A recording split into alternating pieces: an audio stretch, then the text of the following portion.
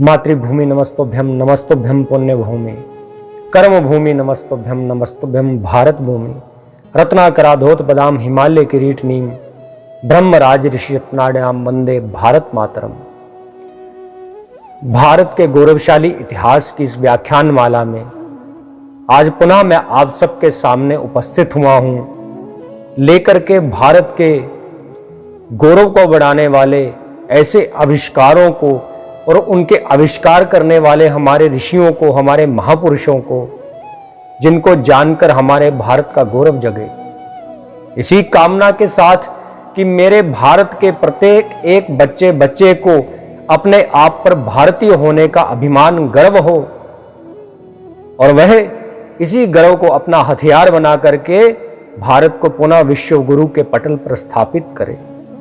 इसी कामना से, इसी भावना से ये व्याख्यान माला मैं आप सबके समक्ष रख रहा हूं, और इसी व्याख्यान माला को आप सब पूज्य, सब वंदनीय, सब श्रद्धेय और सब मेरी भारत माँ के पुत्र एवं पुत्रियों के सामने रखते हुए मुझे अपने आप में बड़े सौभाग्य की अनुभूति हो रही है, क्योंकि आप सबकी बड़ी कृपा, जो आप सब ने इस व्याख्यान माला को देखा, कईयों ने मुझसे संपर्क भी किया और कईयों ने इस पर तथ्य मेरे पास शायद कम थे, उन्होंने मुझे वैसा सब कुछ प्रमाण प्रदान भी किए।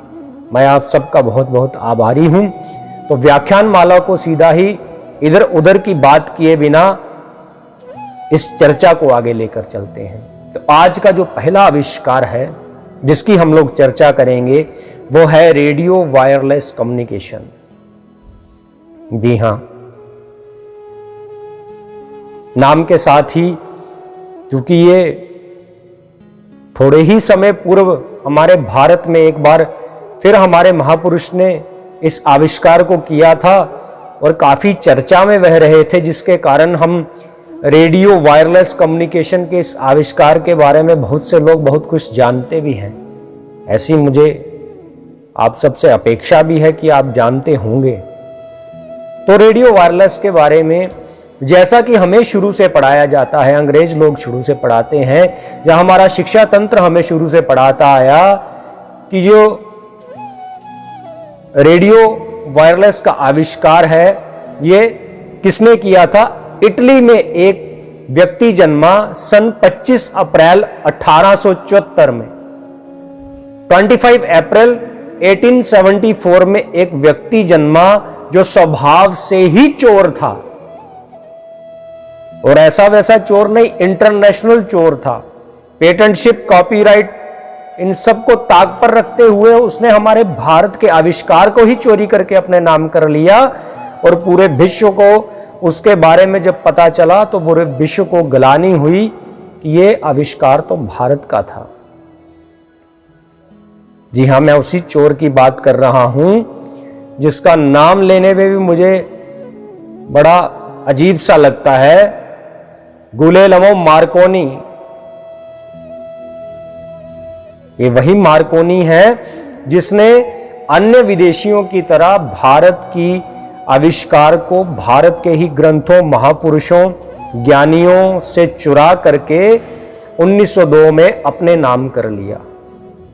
हिसाब रेडियो वायरलेस का आविष्कार तो मैंने किया है, जबकि ये आविष्कार भारत का था। अब भारत में इसका आविष्कार किसने किया था? 1885 में भारत में डॉक्टर जगदीश चंद्र बसु, जिनका जन्म 30 नवंबर 1858 को हुआ था, और जिन्होंने अपने शरीर का त्याग किया था 23 नवंबर 1937 को, 1937 को। बंगाल जिनकी जन्मभूमि थी, ऐसे परम प्रकांड विद्वान, ऐसे महान अनुसंधान करने वाले वैज्ञानिक हमारे डॉक्टर जगदीश चंद्र बोस या बसु, दोनों ही नामों से इन्हें पुकारा जाता है।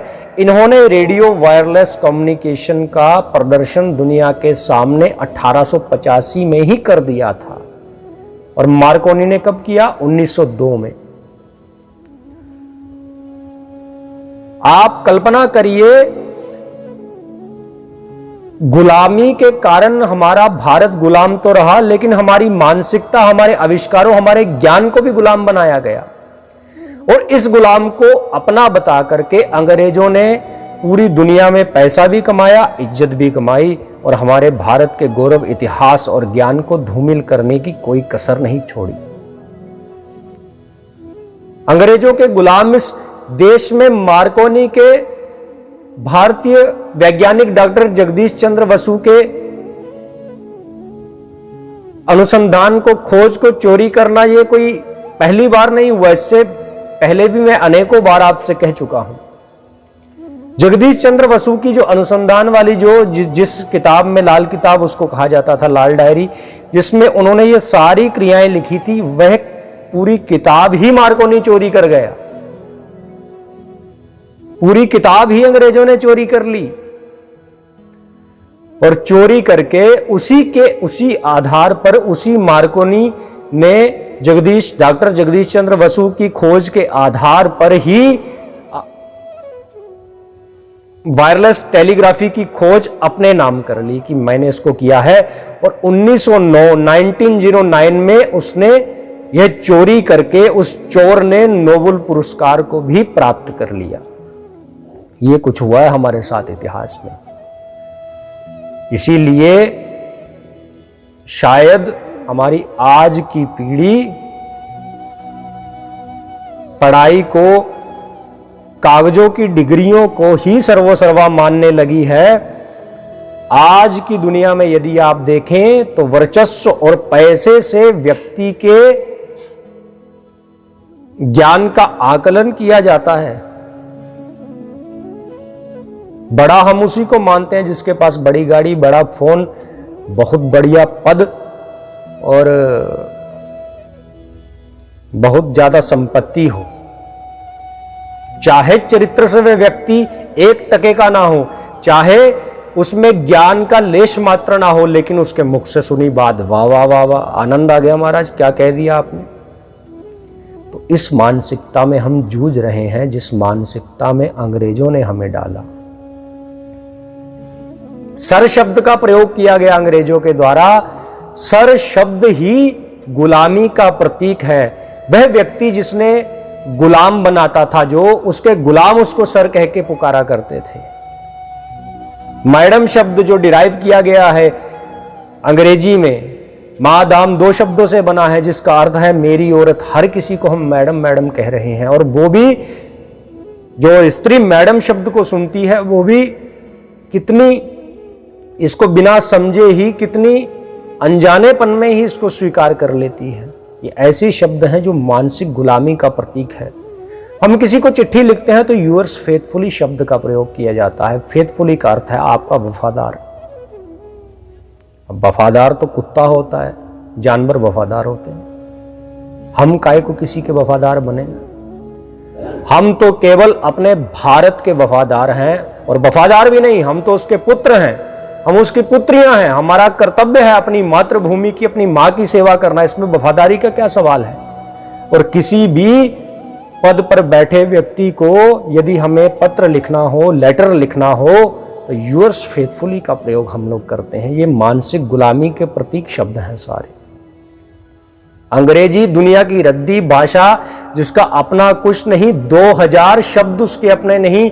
सैमुअल्स डिक्शनरी जो पहली लिखी गई डिक्शनरी, शब्दकोश लिखा गया, उसके आधार पर यदि अंग्रेजी का आकलन करें तो अंग्रेजी के पास है ही कुछ नहीं। सबसे दुनिया की गरीब भाषा अंग्रेजी है, जिसमें अधिकतर वर्ड ग्रीक, लैटिन, फ्रेंच, इन भाषाओं के, और ना जाने संस्कृत के बहुत सारे वर्ड उसमें प्रयोग किए गए हैं। तो ऐसी रद्दी भाषा में हम किसी से बात करने में अपने आप को बड़ा गौरव महसूस करते हैं। और जो वैज्ञानिक भाषा है, जिसको नासा ने माना है, जिसको अमेरिका, रशिया, जर्मनी, फ्रांस, ये सब विकसित देश, डेवलप्ड कंट्री मान रहे हैं, उसको यदि वो उस भाषा में कोई बात कर दे, या उस भाषा के ऊपर, या उस भाषा का कोई सेवक हो, साधक हो, उसको लेकर के हमारे अपने ही जेंटल बाबू बने लोग तंज कसने लगते हैं। इससे अधिक दुर्भाग्य और मेरे भारत का भला क्या होगा? यदि मुझे याद है कि मुझे इसी वर्ष 15 अगस्त को प्रशासन की तरफ से सम्मानित किया जाना था। स्वतंत्रता दिवस की मंच लगा हुआ था और दुनिया भर के वहाँ पे ऑफिसर, अधिकारी वगैरह सब लोग आए थे। तो मेरे अपने ही सहयोगियों में से एक सहयोगी वहाँ पर जब मैं गया सम्मान के लिए, तो अक्सर हम जब बड़े फंक्शन पे जाते हैं और कहीं पे हमें सम्मान मिलना हो तो हम बढ़िया से बढ़िया ड्रेस डाल के जाते हैं। मानसिक गुलामी के जो लोग शिकार हैं वे पैंट कोट टाई डाल के जाते हैं। 15 अगस्त को भी इतनी गर्मी में भी डाल कर जाते हैं और गए थे बड़े सारे लोग, बढ़िया से बूट एकदम तस्मे फीते बांध करके कस करके जाते हैं। इतनी भली गर्मी में भी इतना दिमाग खराब करते हैं अपना, जोकर की तरह।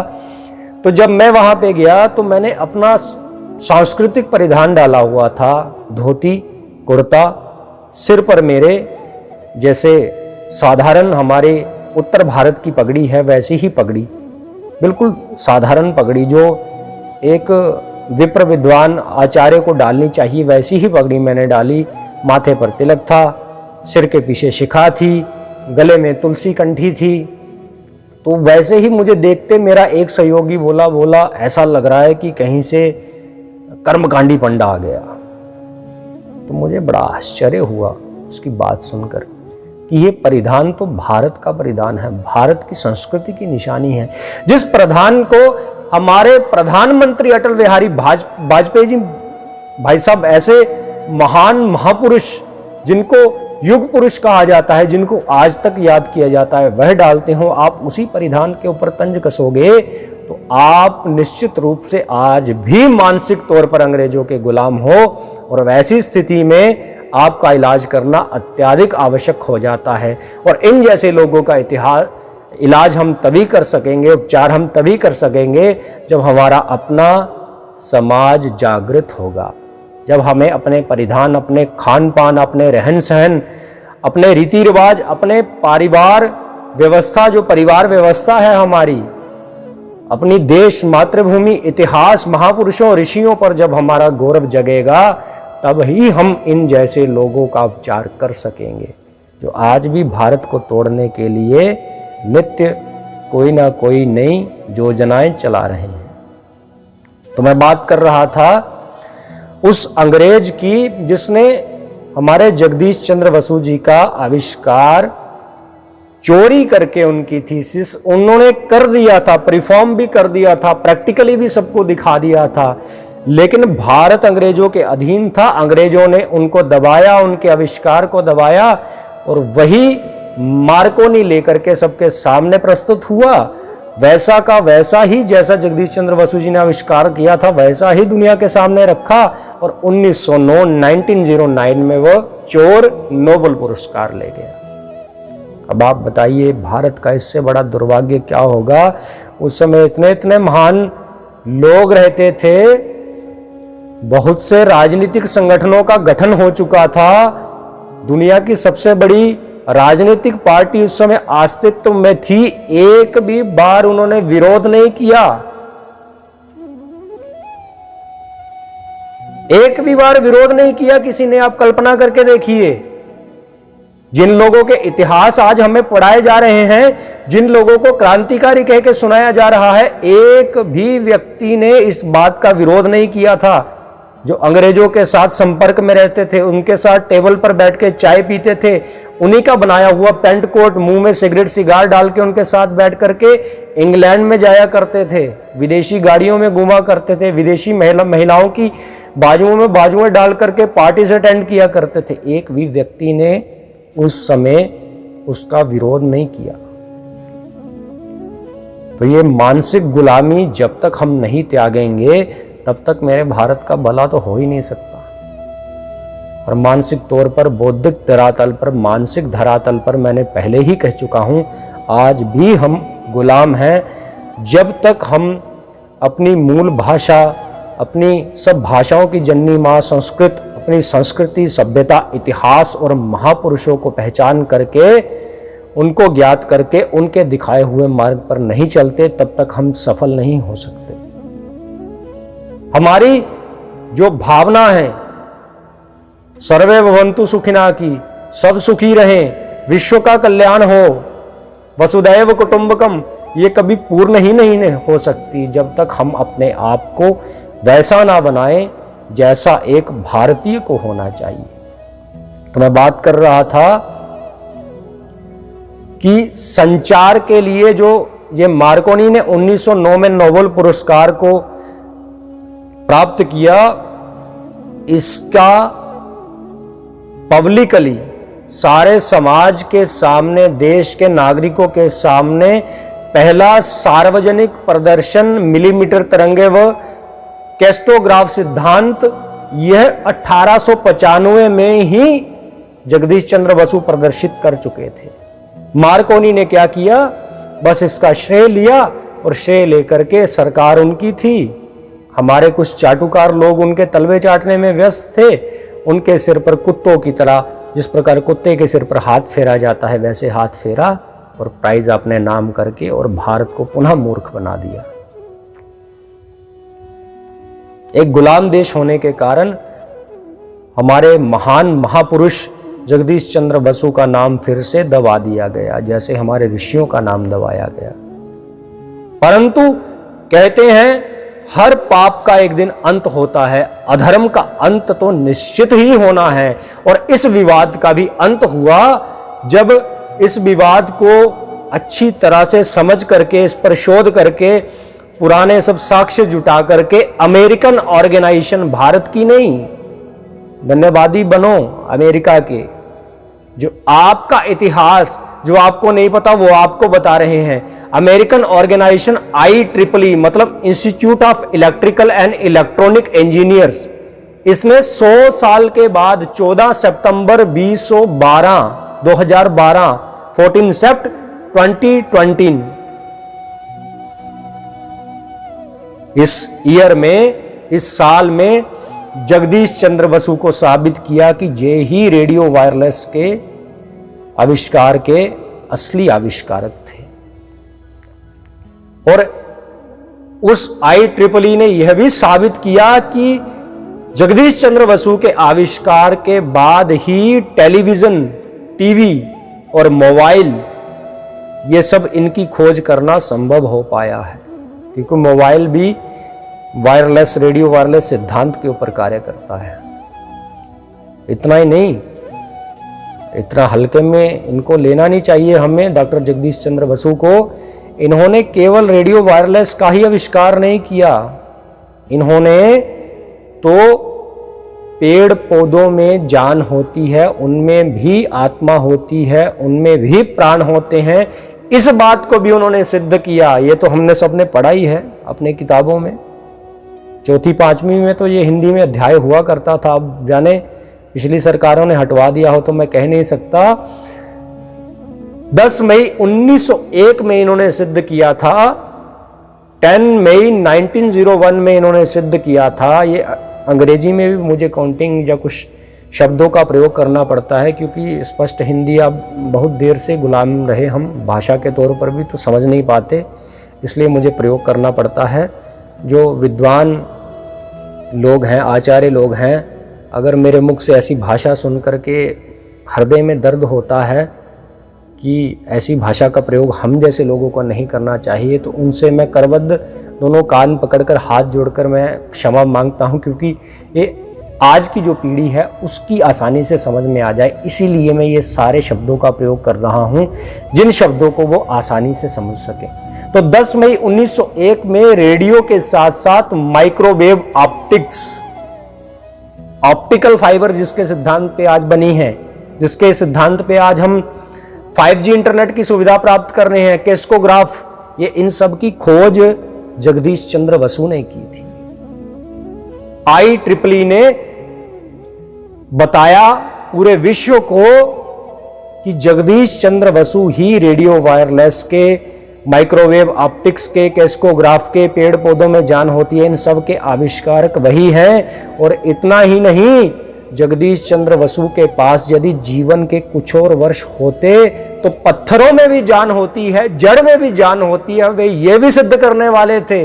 और इसके ऊपर उन्होंने डॉक्यूमेंटेशन उनकी आधी अधूरी आज भी मिलती है और उन्होंने इस पर काम शुरू कर दिया था, जो सफलतापूर्वक 3 या 4 या 5 वर्षों में पूर्ण होने वाला था। लेकिन भारत का दुर्भाग्य कि भारत के महापुरुषों का जीवन अधिक नहीं होता। स्वामी विवेकानंद का जीवन, चंद्रशेखर आजाद का जीवन, भगत सिंह का जीवन, आदि गुरु शंकराचार्य जी का जीवन और हमारे परम पूज्य श्री द्वारकानाथ शास्त्री जी महाराज का जीवन, ये बड़ा सीमित सा जीवन लेकर आते हैं। बड़ा लंबा जीवन नहीं, लेकिन बहुत बड़ा जीवन लेकर आते हैं। और इतना बड़ा जीवन लेकर आते हैं कि सदियों सदियों तक पूरे समाज का मार्गदर्शन करके जाते हैं। और IEEE ने यह सब कुछ जानने के बाद, दुनिया को बताने के बाद, रेडियो विज्ञान के पिता की उपाधि जगदीश चंद्र बसु को दी। और 1917 में नाइट बैचलर के सम्मान से बोस अलंकृत हुए। भारत को फिर एक बार गौरव की प्राप्ति हुई।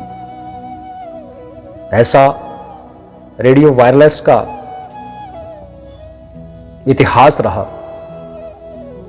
परंतु एक बात आपसे कहूं, जगदीश चंद्र बसु जी ने भी ये आविष्कार किसी ग्रंथ की सहायता से किया था। जगदीश चंद्र बसु जी से भी पहले वायरलेस टेक्नोलॉजी भारत में थी।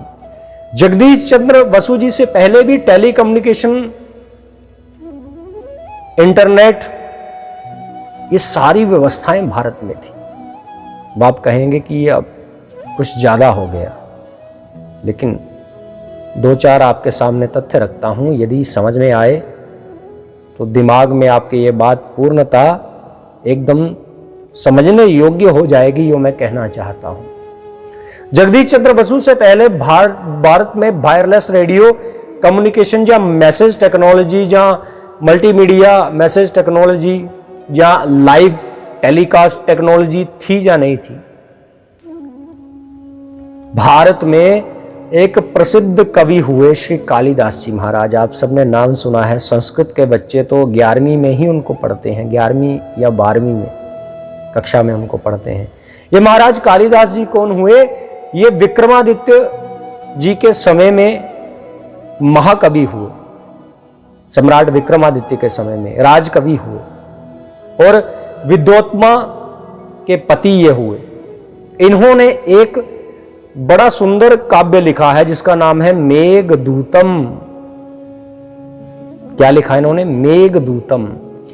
और आप मेघदूतम में यदि पढ़ें तो कुबेर जी के द्वारा, कुबेर जी का एक सेवक यक्ष था, उसको अलकापुरी से वह, जहां कुबेर जी रहते हैं उस स्थान को अलकापुरी कहा जाता है, अलकापुरी से वह उस यक्ष को निकाल देते हैं। और जब निकाल दिया तो वह यक्ष रामगिरी पर्वत पर रहने लगा।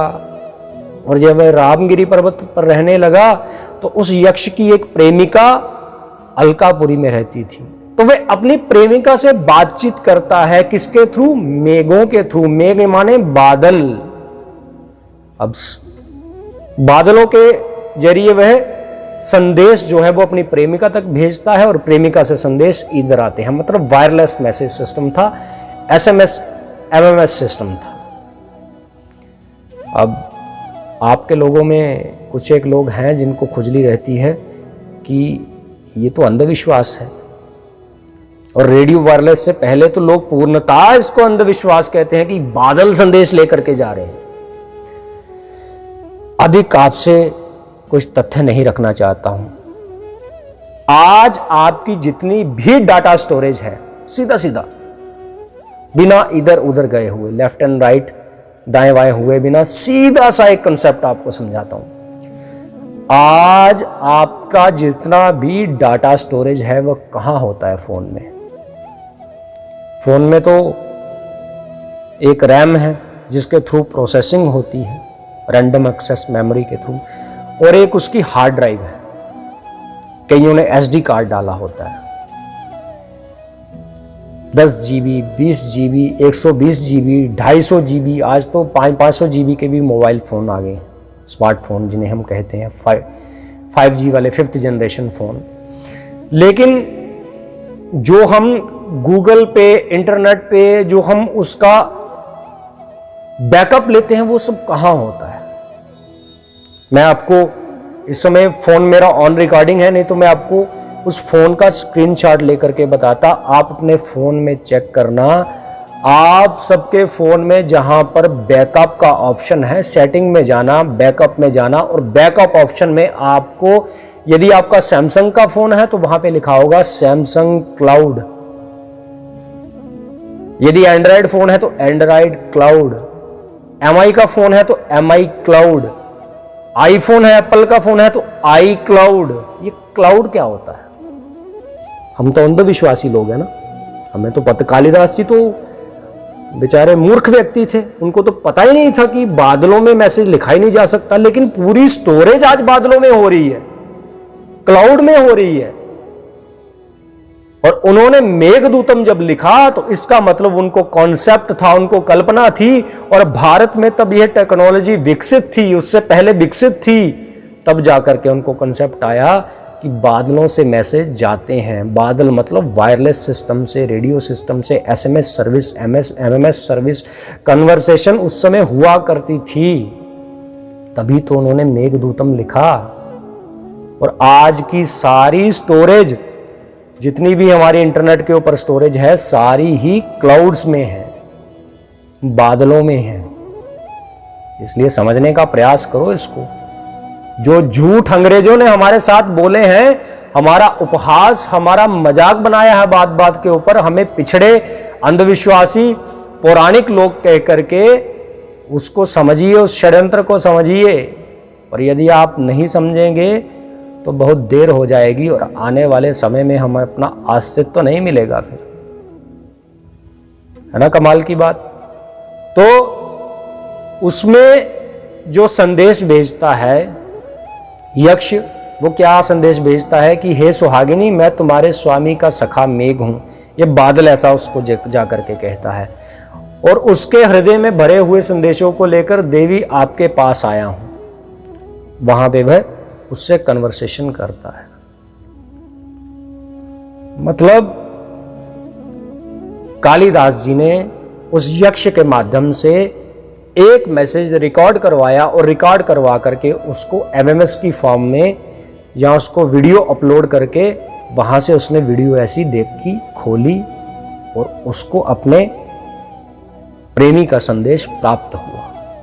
ये वही सारी टेक्नोलॉजी है जिसके ऊपर आज क्लाउड्स कह के, iCloud, Samsung cloud, Android cloud, MI cloud, ये क्लाउड, वो क्लाउड कहा जा रहा है। तो समझिए इस बात को, इन षड्यंत्रों को समझिए। इतना ही नहीं, कालिदास जी से पहले भी हमारे पास वायरलेस टेलीकास्टिंग, ये सारी सुविधाएं उपलब्ध थी। हम एक जगह पर बैठ करके लाइव दूसरी जगह का देख सकते थे। जैसे हम आज ऑस्ट्रेलिया में चल रहे मैच को, क्रिकेट मैच को, भारत में बैठकर, घर में बैठकर टीवी LED पे देख सकते हैं, मोबाइल में देख सकते हैं। वैसा उस समय कालिदास जी से बहुत वर्षों पहले, हजारों वर्षों पहले भी हमारे पास सुविधा थी। अब आप विश्वास नहीं करेंगे, फिर से अंधविश्वासी कहना शुरू कर देंगे। तो श्रीमद् भगवद गीता जी में संजय ने दूरदर्शन लाइव टेलीकास्ट टेक्नोलॉजी के माध्यम से ही धृतराष्ट्र को महाभारत में जो युद्ध चल रहा था रणभूमि में, रण क्षेत्र में, उसका पूरा हाल कमेंट्री के जरिए सुनाया। है ना आश्चर्य करने वाली बात। क्या पूछा था धृतराष्ट्र ने? धर्म क्षेत्रे कुरुक्षेत्रे संवेता युत्स्वा मामका पांडवाश्चैव किम कुर्वत संजय। धृतराष्ट्र ने कहा, है संजय, युद्ध की इच्छा वाले मेरे और पांडवों के पुत्रों ने क्या किया रण क्षेत्र में। पहला श्लोक यहीं से श्रीमद् भगवद गीता जी शुरू होती हैं, और यही श्रीमद् भगवद जी गीता हैं, भगवद गीता जी हैं, जिनसे प्रेरणा लेकर APJ अब्दुल कलाम दुनिया के सबसे बड़े मिसाइल के मामले में सबसे बड़े वैज्ञानिक बने। ये उनका अपना कहना है, मेरा कहना नहीं है। दुनिया के सारे बड़े वैज्ञानिकों ने श्रीमद् भगवद गीता से प्रेरणा प्राप्त की है, और इसी श्रीमद् भगवद गीता को हम कहते हैं इसका तो अस्तित्व ही नहीं, कृष्ण तो थे ही नहीं, महाभारत तो हुआ ही नहीं। और जबकि महाभारत के सारे साक्ष्य आज भी उपलब्ध हैं। उसके बाद जब ये प्रश्न धृतराष्ट्र ने पूछा, उसके बाद संजय ने लाइव टेलीकास्ट टेक्नोलॉजी के माध्यम से धृतराष्ट्र को पूरा हाल सुनाया था। तो ये क्या आप खुद ही विचार करिए, हमारे पास ये टेक्नोलॉजी पहले थी या नहीं थी। इसके बारे में आप सोचिए, अपने बच्चों से चर्चा करिए, रिसर्च करिए, शोध करिए, क्योंकि मेरे पास इस विषय में सारी ही रिसर्च पड़ी हुई है, जिस पर यदि मैं बोलना भी चाहूँ तो एक एक घंटे का अगर मैं वीडियो बनाऊं तो कम से कम 20-25 दिन मुझे लगेंगे उस पूरे सब्जेक्ट को, विषय को आपके सामने रखते हुए। अगले विषय पे मैं आता हूं। अगला विषय है मेडिकल साइंस का। और मेडिकल साइंस में जो मेडिकल साइंस का सिरमौर है, जिसको आयुर्वेद कहा जाता है, इसकी खोज भी भारत में हुई है। आयुर्वेद का अर्थ क्या? आयुर्वेद का अर्थ है, आयुर्वेद शब्द का अर्थ है जीवन का अमृत रूपी ज्ञान। अमृत माने जो आसानी से मरने ना दे किसी को। और आयुर्वेद की खोज भारत में कैसे हुई है? आयुर्वेद के आदि आचार्य, पहले आचार्य अश्विनी कुमार माने जाते हैं। अश्विनी और कुमार ये दो लोग थे, एक सर्जन, एक फिजिशियन। ये देवताओं के वैद्य थे, डॉक्टर थे देवताओं के, इंद्र वगैरह के। उस समय जो सबसे जो प्रभाव रखने वाला, वर्चस्व रखने वाला, सबसे वैभवशाली साम्राज्य था, उस साम्राज्य के राजा इंद्र और इंद्र के जे दोनों फैमिली डॉक्टर थे। उनकी पूरी सभा के डॉक्टर, देवताओं के डॉक्टर थे अश्विनी कुमार। अश्विनी कुमार ये वही हैं। इनकी देखिए, इनकी उस समय मेडिकल साइंस कितनी इंप्रूव होगी कि जब दक्ष प्रजापति का सिर धड़ से अलग कर दिया गया, जिस समय मां सती अपने आप को यज्ञ कुंड में योगाग्नि प्रकट करके अपने शरीर को स्वाहा करती हैं, और उसके उपरांत वीरभद्र इनकी गर्दन काट देता है क्रोधित होकर के, तो उस समय दक्ष जी की गर्दन को इन्हीं अश्विनी कुमारों ने जोड़ा था, जो गर्दन बकरे की गर्दन इनके धड़ पर लगाई गई थी। इतनी सक्सेसफुल सर्जरी आज तक, अब तो अंधविश्वास आप लोग कहेंगे, क्योंकि आज तक हम वहां पे पहुंच ही नहीं सके, वैसा कुछ कार्य कर ही नहीं सके, मेडिकल साइंस इंप्रूव ही नहीं हुई। और मेडिकल साइंस भी बड़े सारे क्षेत्रों में टोटल फेल है। अश्विनी कुमार के बारे में पहले विस्तार से बात करते हैं, फिर आयुर्वेद एलोपैथी की तरफ भी जाएंगे। अश्विनी कुमारों से यह ज्ञान इंद्र को प्राप्त हुआ, और इंद्र से यह धन्वंतरी वैद्य जी को प्राप्त हुआ आयुर्वेद का ज्ञान। और आगे चलकर जनरेशन बाय जनरेशन पास होता गया, और भारत में इस मेडिकल साइंस आयुर्वेद का इतना अधिक बोलबाला था, ये इतनी सार्थक सक्षम थी कि असाध्य रोग, जो रोग कभी नहीं ठीक होते, वो भी रोग आयुर्वेद से ठीक हो जाते हैं। आज भी मैं आपको कहूं, जिनको एलर्जी की प्रॉब्लम है, मेरे को खुद एलर्जी की प्रॉब्लम थी, 10,000 पॉइंट्स मेरे को एलर्जी थी। दुनिया की सारी एलोपैथी की दवाइयाँ मैंने खा ली, सारे डॉक्टरों को चेक करवा लिया एलर्जी के, लेकिन मेरी एलर्जी कोई जड़ से खत्म नहीं कर पाया।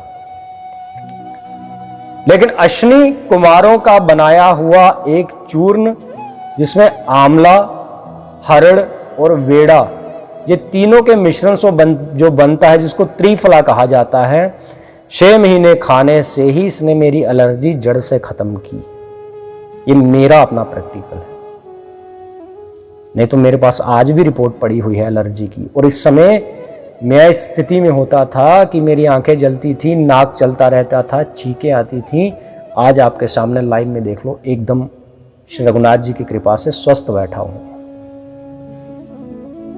केवल एक त्रिफला चूर्ण जो अश्विनी कुमारों ने दिया था देवताओं को, उसके सेवन से। और जो हमारे ही एक बड़े माननीय प्रचारक हैं, उन्होंने मुझे बताया था कि आप त्रिफला का सेवन आरंभ करें, तो उसके बाद मैंने आयुर्वेद के ऊपर, अश्विनी कुमारों के ऊपर पढ़ना शुरू किया। आयुर्वेद के लिए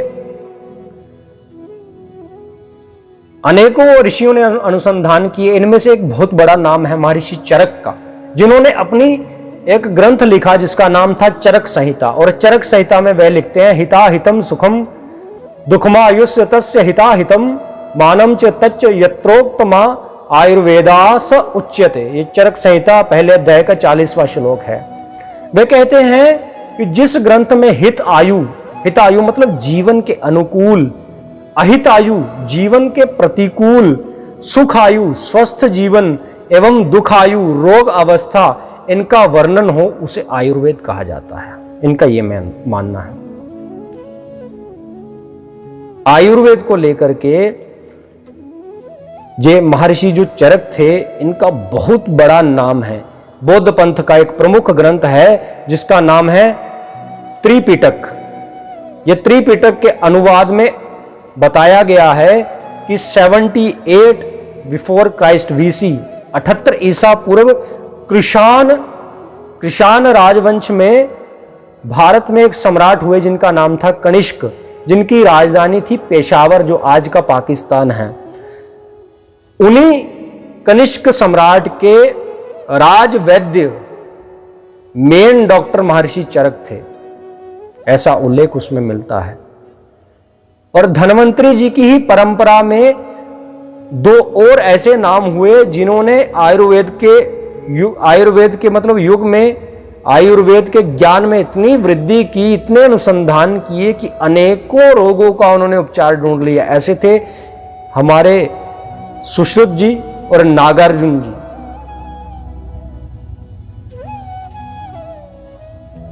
ये आपको जानकर के आश्चर्य होगा कि ऐसे ऐसे असाध्य रोगों का उपचार भारत में किया गया है। बड़ी पहले ऑर्गन ट्रांसप्लांट हमारे भारत में किए जाते थे, सर्जरीज की जाती थी, प्लास्टिक सर्जरी की जाती थी। आपको मैं कुछ एक प्रसंगों के माध्यम से ये बताता हूं। एक ऋषि का नाम आप सबने सुना है, ऋषि का नाम भी ना सुना हो तो उस प्रोडक्ट का, उस दवाई का, उस औषधि का नाम आपने, उस मेडिसिन का नाम आपने सुना होगा, जिसका मैं वर्णन करने जा रहा हूं। भृगु मुनि के पुत्र हुए च्यवन ऋषि, जिनका उल्लेख भागवत महापुराण में मिलता है, श्रीमद् भागवत महापुराण में। हमारे बड़े सारे भागवताचार्य श्रीमद् भागवत जी की कथा कहते हैं, लेकिन कथा के बीच में जो कहना चाहिए, दुर्भाग्यतापूर्ण मुझे कहना पड़ रहा है कि वो चीज समाज के सामने नहीं रखते, जिससे समाज के बीच में ज्ञान का उदय हो सके। ये च्यवन ऋषि जिनका उल्लेख श्रीमद् भागवत जी में, भागवत महापुराण में मिलता है, जिस समय शादी हुई उस समय इनकी हजारों साल की अवस्था थी। अब आप बोलेंगे कि 100 साल से जीवन अधिक किसी का होता नहीं, तो 100 साल से जीवन किसी का यदि होता नहीं तो 2019 में जम्मू कश्मीर के पवित्र सूर्यपुत्री ताप्ती, जिसको तवी नदी कहा जाता है, उसके किनारे पंचतीर्थी स्थान में एक आश्रम है जिसे मोनी जी महाराज का आश्रम कहा जाता है। वह मोनी जी महाराज 2019 में माने 300 वर्षों की उनकी अवस्था थी, 300 साल की उम्र थी उनकी। और आज भी ऐसे कई संत हैं जिनकी 300 साल, 350 साल, 400 साल आज भी उम्र है, आयु है। तो ये जो च्यवन जी थे, इनकी उस समय बड़ी वृद्धावस्था थी जिस समय इनका विवाह हुआ। और इनका विवाह किसके साथ हुआ? राजा शर्याती की पुत्री सुकन्या के साथ। लेकिन ये च्यवन ऋषि जी बड़े महान आयुर्वेदाचार्य थे और इन्होंने अपने वैवाहिक जीवन के लिए एक ऐसी अद्भुत औषधि का आविष्कार किया जिससे जो का तो बना रहता है, जवानी जो की तो बनी रहती है, पुरुषार्थ जो का तो बना रहता है। आज हम उस औषधि को च्यवनप्राश के नाम से पुकारते हैं और बड़े सारे लोग च्यवनप्राश का सेवन करते हैं। इसी के साथ एक ऋषि का नाम मैं और बता रहा हूं, ऋषि अग्निवेश जी हुए। ये अग्निवेश ऋषि जो आचार्य चाणक्य के शिष्य, चंद्रगुप्त मौर्य के पुत्र, मगध के सम्राट बिंदुसार के राज्य वैद हुए। इतिहास में इनका भी नाम आयुर्वेद के ज्ञानी के रूप में बड़े सम्मान के साथ लिया जाता है। इतना ही नहीं, भारत में आयुर्वेद तो व्यक्तियों तक सीमित नहीं था, आयुर्वेद पशुओं तक सीमित है। हमारी मेडिकल साइंस पशुओं के उपचार के लिए भी थी। पशुओं के उपचार के लिए कैसे कि पशुओं की चिकित्सा भी भारत में श्रावस्ती के निवासी, श्रावस्ती में जो श्रावस्ती स्थान में निवास करते थे तथा हयघोष ऋषि जिनके पिता थे, ऐसे शालिहोत्र जी महाराज 2350 ईसा पूर्व जो हुए, वैसे शालिहोत्र जी महाराज जो महाभारत से भी पहले, महाभारत जिस समय अस्तित्व में आई उस समय ये इस सारी क्रियाओं को लिख चुके थे जिससे पशुओं के उपचार को संभव किया जा सके। मतलब महाभारत के जिस समय उनके ग्रंथों का अध्ययन किया गया, संशोधन किया गया, टीका किया गया, उससे भी पहले ये सब कुछ ऐसा कार्य कर चुके थे। अब आपको जानकर के आश्चर्य होगा, ऐसे अनेकों ग्रंथ, अनेकों ऋषि हमारे भारत में उपलब्ध हैं, लेकिन हम लोग उनको पढ़ते नहीं। और हम उनको पढ़ते नहीं तो हमारा गौरव जागता नहीं। महाभारत में अनेकों ऐसे राजवैद्य हुए जिन्होंने जब सेना घायल होती थी तो उनका उपचार करते थे। आपको एक उदाहरण देकर के समझाता हूं कि हमें किस प्रकार से बेवकूफ बनाया गया। जिस समय भारत गुलाम हुआ, ईस्ट इंडिया कंपनी का यहां पे वर्चस्व हुआ, अंग्रेज लोग जहां पर आए, तो उस समय हम दातुन किया करते थे, नीम की दातुन। और जहां पर नीम नहीं उगता था वहां पर दांतों को कोयले से साफ किया जाता था, कोयले और नमक का मिश्रण बना करके, मिक्सचर बना करके, मंजन बना करके। तो जब अंग्रेज भारत में आए तो अंग्रेजों ने हमें नीम की दातुन और मंजन करते देखा तो बोले, अरे ये क्या कर रहे हो तुम तो मूर्ख लोग हो, तुम्हें तो पता नहीं दांतों की सफाई कैसे करते हैं। अच्छा, फिर कैसी करनी चाहिए? ये लो हम कोलगेट लाए हैं तुम्हारे लिए, ये केमिकल लाए हैं तुम्हारे लिए, इससे दांत साफ करो। अब हमारे भारत में तो जो पुराने बुजुर्ग हैं उनके मरते दम तक मुंह में दांत रहते थे, लेकिन जब से कोलगेट भारत में आया तब से दांतों की सारी बीमारियां भारत में आ गई। और कोलगेट वही अंग्रेजी विदेशी कंपनी है जो भारत से अरबों रुपया लूट करके विदेशों में ले जाती है और भारत को आज भी मानसिक तौर पर गुलाम बना रखा है। अब षड्यंत्र इसके बीच में क्या था, जब अंग्रेज आए उन्होंने कहा, अरे तुम ये क्या लकड़ी वकड़ी मुंह में करते हो दातुन, ये क्या कोयला और नमक, तुम तो बड़े पिछड़े लोग हो यार, तुम तो ये केमिकल करो, कोलगेट करो दांतों में। और आज आप टीवी में ऐड देखिए तो कोलगेट की ऐड में ही ये बात बोली जाती है, क्या आपके टूथपेस्ट में कोयला और नमक है? क्या आपके टूथपेस्ट में नीम है? मतलब इतने सालों तक हमें बेवकूफ बना करके भारत का पैसा उन्होंने लूटा ना। अनेकों दवाइयां ऐसी हैं एलोपैथी की, जैसे निमोस्लाइड हो गई, डिस्प्रिन हो गई, जो अनेकों देशों में बैन है, प्रतिबंधित है, लेकिन उनका प्रयोग भारत में किया जा रहा है। अब दवाई के नाम से ही आप समझिए, दवाई बीमारी का उपचार नहीं करती, उसे जड़ से खत्म नहीं करती, उसे दबाती है। और आयुर्वेद क्या कहता है कि रोग की जड़ को समाप्त करना चाहिए। रोग जब तक पूर्णता शरीर से चला ना जाए तब तक शरीर स्वस्थ नहीं है।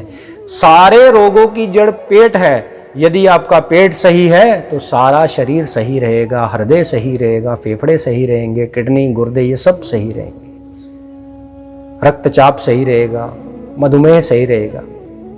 और सच बात है, जिस समय आप बीमार होंगे, आप कभी ध्यान दे करके देखना, जब भी हमारे पेट में कब्ज वगैरह की, गैस वगैरह की प्रॉब्लम रहती है, तब ही हम जा कर के बीमार होना शुरू होते हैं। यदि आपको कब्ज है तो समझना शुरू कर दीजिए कि मैं बीमार हूं। पेट एकदम नरम होना चाहिए आयुर्वेद के हिसाब से, और सारी बीमारियों की जड़ आयुर्वेद के हिसाब से पेट से ही शुरू होती है। इसलिए आयुर्वेद कहता है पेट सही कर लो, बीमारी होगी ही नहीं। और दवा बीमारी को समाप्त नहीं कर सकती, दबा सकती है। और दवाइयों के इतने साइड इफेक्ट हैं, जो आप पेन किलर यूज करते हो ये तो किडनियां ही नहीं छोड़ती हैं आपकी।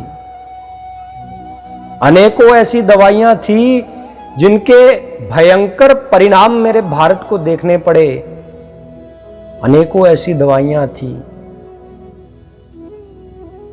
विस्तार से किसी दिन उस पर चर्चा करेंगे। तो आज मैंने ये आपसे भारत के जो आविष्कार थे गौरव जगाने वाले, ये 2 आविष्कार आपके मध्य मैंने रखे। कल अगले आविष्कारों को लेकर के आपके समक्ष चर्चा करेंगे। तो पुनः कल फिर मिलते हैं। और यदि कोई प्रश्न वगैरह हो तो मैं बार बार कहता आया हूँ, कोई चर्चा वगैरह करनी हो तो मैं स्वतंत्र रूप से आप मेरे साथ चर्चा कर सकते हैं। तो आप सबको अपने जुगल जोड़ी सरकार श्री सीताराम जी का स्वरूप मानकर आप सबके चरणों में मैं प्रणाम करता हूँ। और कल पुनः श्री रघुनाथ जी की इच्छा और कृपा से मिलते हैं। वंदे भारत मातरम।